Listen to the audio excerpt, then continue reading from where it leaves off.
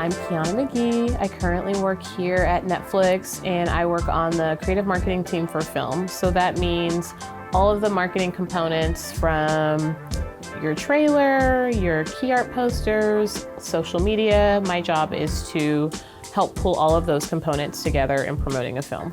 I am a kid that grew up in South Central Los Angeles. My family was, kind of middle class, lower middle class. I'm the first in my family to graduate from college, and I didn't even plan on going to college when I was in high school. So I really had no idea. I didn't really know anyone that had ever done that before. I was in leadership in high school, and we went on a field trip to LMU. I actually was in the television program there. So I went there, I finished, and I immediately started interning on films and TV and started getting small jobs. For me, my biggest concern, especially when you come from a family that doesn't have a ton of money, is trying to figure it out. It's hard to balance your dream and being able to live and eat and all of those things that are important to being an adult. So I actually became a substitute teacher. So I would freelance on shows, and then between those shows I would go substitute teach. So I did that for a handful of years, and then I worked in marketing for a little bit. And I guess one day I was just able to kind of marry the two things that I really loved. And I not bounced around, but I worked in production for a long time, and that was really fun. And it's super fun to be on sets and do things like what you guys are doing today. And it's really rad to be a girl on set because there aren't a lot of us, especially women of color. So that's even more wonderful. And then I was able to kind of parlay my marketing background a bit into what I was doing. So I started working over at Sony Pictures, and that helped me roll into a position over at Starz, which is where I learned a ton about social media. I worked on a show there called Power, which is one of their biggest shows to date. Yes, that show is my baby. I started there, and that was the first show I ever got, and I stayed with it for 5 seasons before I left and came here.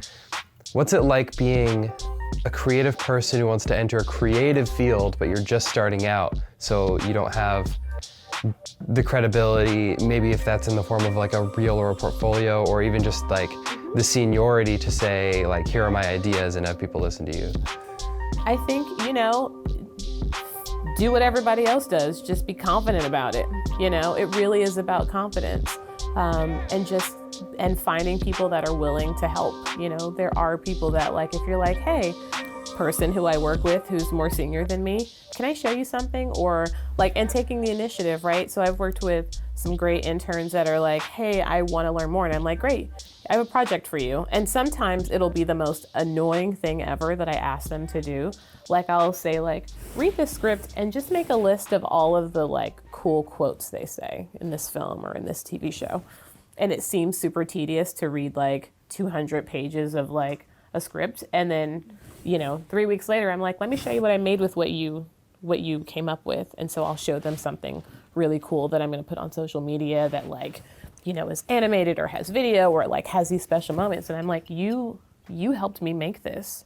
So I think finding people that are willing to support you and help you, but really it's the confidence. It is 100% confidence. People just want, if you can convince them that you believe in what you're doing, most times they'll go down that road with you. What was guiding you? Because you were the first to go to college, right? You were the first to graduate from college in your family. So what guided you? Was there was it kind of just a general template in your head, or? Kind of, yeah. I mean, after I graduated, I would find, because I really wanted to work in music videos at the time. I was it's just the coolest thing ever. So I would call all these music video agencies and find the producers that work there. And I would set up appointments with them to tell them that I was a student and I had to interview someone who had a job that I wanted. I had been out of school for a year. And then I would just email them every few months and see if someone would think of me or let me PA or something. But it was hard. And you know what? It's really, don't believe that you're gonna get out and you're just gonna find a job immediately and it's gonna be easy, because it may not be that way. I have a binder that's probably this thick, and I still keep it. I still have it, that has all of the resumes that I sent out over like a year and like got no callbacks. So there were times where I'm like, maybe I'm not doing enough. Maybe I'm doing it wrong. Maybe I should try it this way.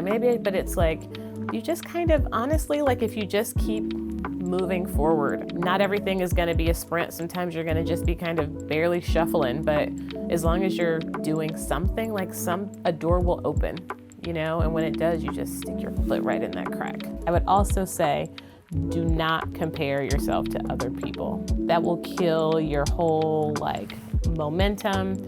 And it like everybody's trajectory is going to be different, and you don't know like, you know, where that person's been or like what the future holds for whatever they're doing.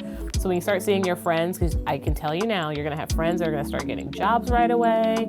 Some of them are going to be awesome. Some of them are probably going to suck. And you're going to be like, well, they got this, but I only got that, or I don't have anything, or I don't know what I want to do. Don't worry about it. Just do you, because your path is not theirs. Their path is unique to them and yours is unique to you.